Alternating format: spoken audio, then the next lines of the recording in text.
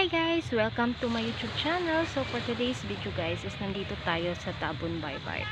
So ayan yung view ng Tabon Baybay. So you can see. Okay, so okay. Can we start na guys? So ayan guys.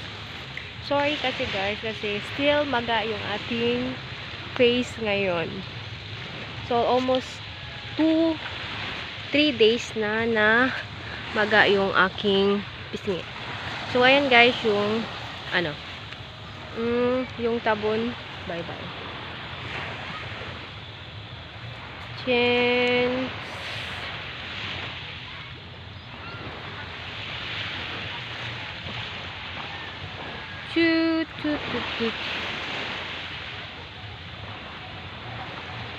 Yan.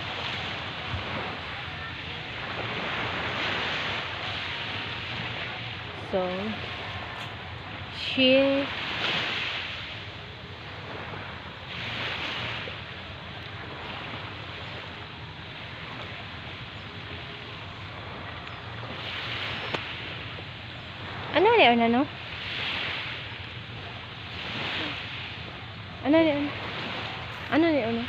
Burakay. Bukon. Oh. Sunset. Okay. Tingnan nyo guys yung sunset. And then yung nasa kabilang isla na yan is yan yung Boracay. Nakita nyo guys? Yan. Boracay yan guys. Sobrang lapit lang pala. Pwede mo siyang languyin. Oh.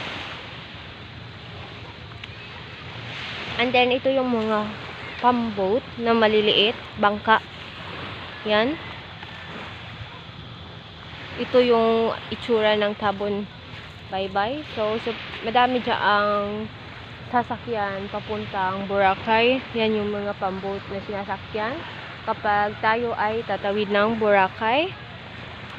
And then ito yung sa kabila, meron doong isang, makikita nyo isang, what is this?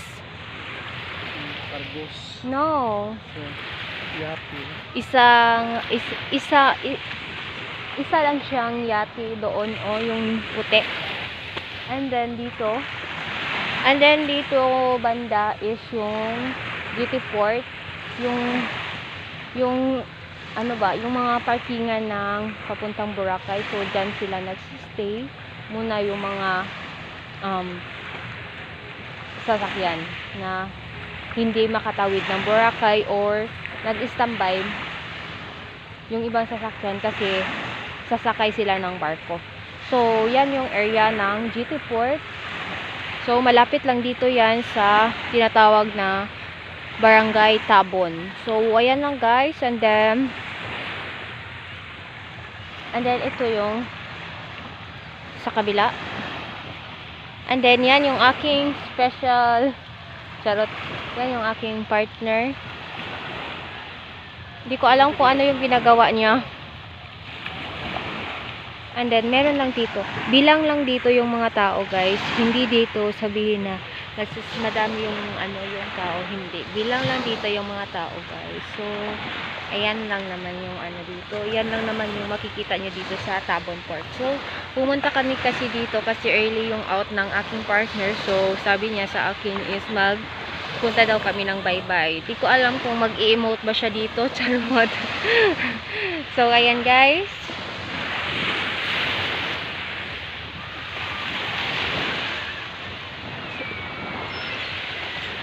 Sobrang kalmado yung tubig. Siguro masarap maligo dito.